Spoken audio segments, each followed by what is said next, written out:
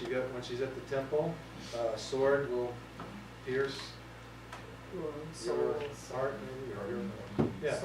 Mary had to be the first one in Scripture to lay down the fact that her natural relationship with Jesus was not going to keep going. So I admire her as the first disciple, but she cannot be included in the Trinity because only Jesus is the human element of the Trinity, sharing also the nature of the Trinity. So just quick remarks about that. Anybody else? I have some practical questions. Yeah. It's a little bit off the topic, but is this the kind of thing you do with the If you're board? practical, what do you need me for? Because we're talking about these secular and, Yeah, yeah. sacred. When you talk with your the people that you're potential donors, I guess, and you're consulting with them, is this the kind of conversation you have with them about their mission?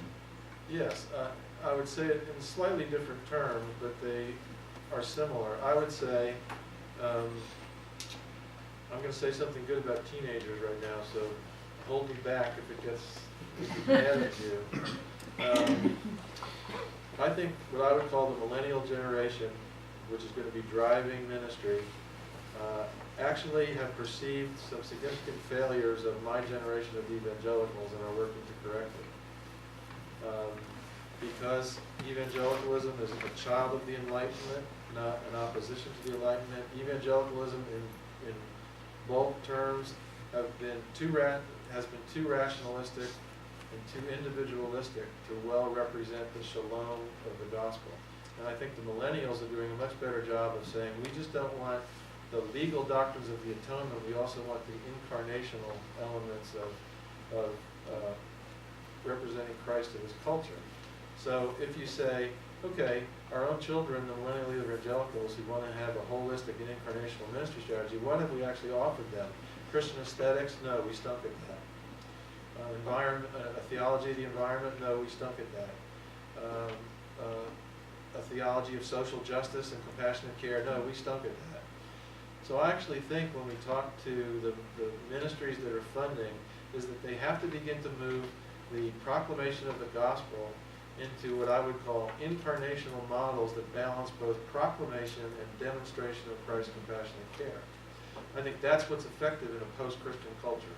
In the days when Christian ministries and focus on the family lined up with the culture's values, proclamation did a pretty good job.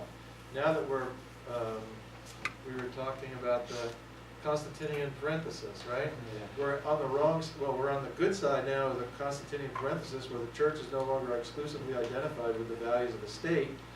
Now we're making apologetic arguments for a post-Christian culture, and those apologetic arguments cannot be limited to proclamation. They have to be added to demonstration of Christ's compassionate care. So that's the conversation we would have. There's a ministry built on proclamation that assumes that post-Christian culture hears propositions in the same way, or that millennials hear propositions when they actually only hear about relations. We expect the ministries that we fund to have made the apologetic shift from when we evangelicals were kings to now we're in a much better position where we're actually paupers. But I think that's healthier than when we thought we were kings. Yeah. Follow up to that. It Sure. seems like that would be a natural thing to say to missionaries, because that's what they do cross-culturally, is Yes. incarnate the gospel. Yes.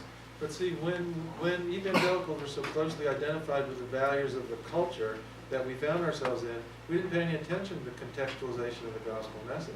Now we have to pay attention to contextualization, but in a very interesting way.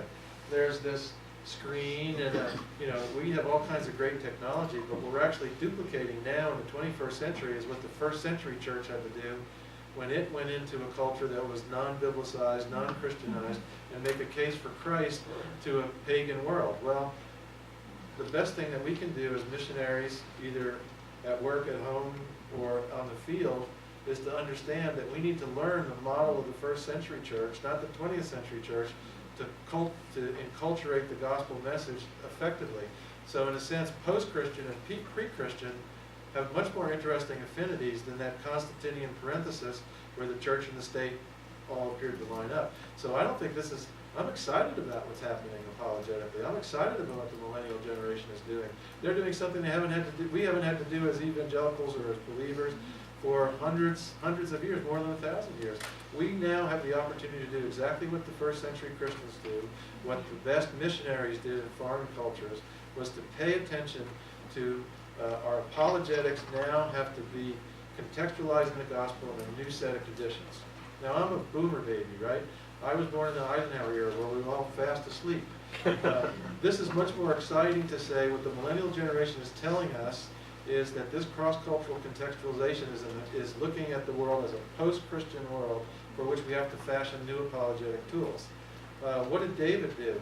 He couldn't put Saul's armor on.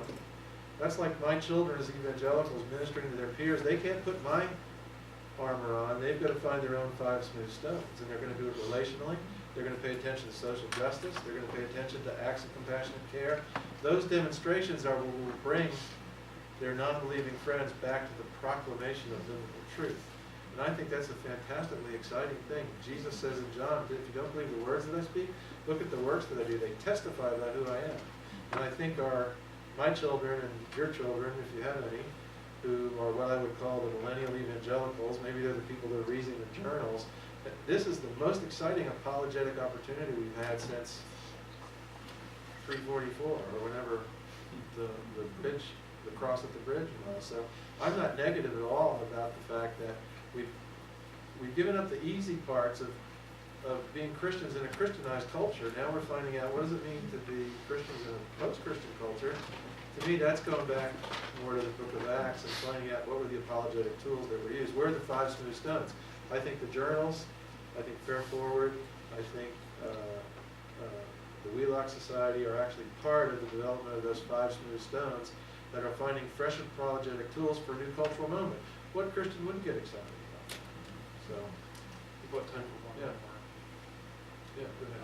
When you And we started, can stay around later too. okay, when you started this conversation, you talked about how you'd like to bring some principles from the business world into ministries and Yeah. NGOs. Yeah.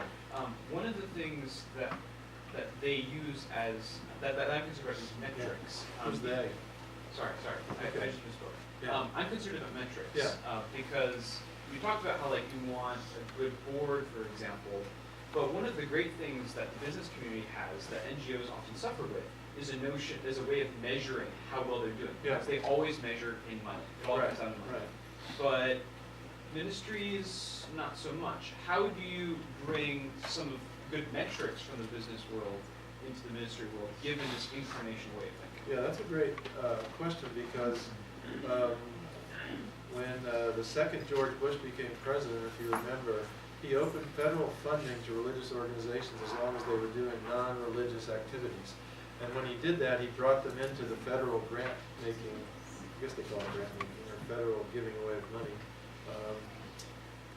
That introduced for Christian organizations the first idea of outcomes, that if you were going to get a grant at the front end, you had to explain what your outcomes were. And the definition of an outcome is the targeted change in a specific population to accomplish particular changes, either in values or outlooks or activities or whatever that was. It was the first time the Christian community broadly, if it wanted to have access to federal money, had to get into what we call an outcomes conversation.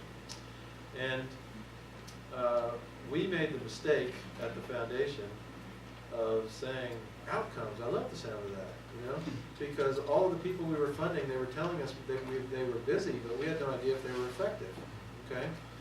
So we built into our actual application defining the outcomes like you would in a federal grant at the start of a McClellan application. Because we thought that was going to help us when they reported on grants a year later, show that they were being effective with the money that we were giving them as opposed to just hoping that they were busy, okay? Well, what we found that we got is a bunch of crappy outcomes is what we got, because they were perceiving outcomes as a hurdle to get money when what they needed to do was to take the mentality of evaluation and measurement and drive it into their nonprofits culture.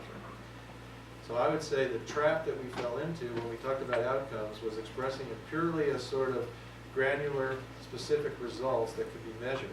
Where their real importance is to take outcomes as a vocabulary, bring it into your organizational culture and say, it really is a very creative act for us to assess whether the missional outcomes that we attend are being best done by this allocation of human or financial capital. So I would say we fell into the trap of, what's the saying, a man with a hammer sees everything as a nail. We overemphasized outcomes at the beginning because we realized it was a great tonic to a whole bunch of people that were just funding activities and didn't have ways to express whether they were effective or not. But I think we went too far in the direction of making those specific granular measurements that could actually, after a year of having our money, could be defined as failure or success. What we came to see, and this is partly why I talked earlier about the board and the CEO, one of the things they do to increase capacity is to embrace this idea of outcomes, but primarily not as granular results of a specific grant, but being willing to take everything they do missionally and judge their allocation of human and financial capital for the greatest capacity to perform the missional goals. Does that make sense? So I admit we made the fault of thinking of outcomes at too low a level, and what we should have done is taken the notion of good evaluation, but more liberal in its understanding. Don't tell Mr. McClellan I used the word liberal. Be more liberal in its application, and actually do it more from the standpoint of developing a culture that is comfortable with evaluation.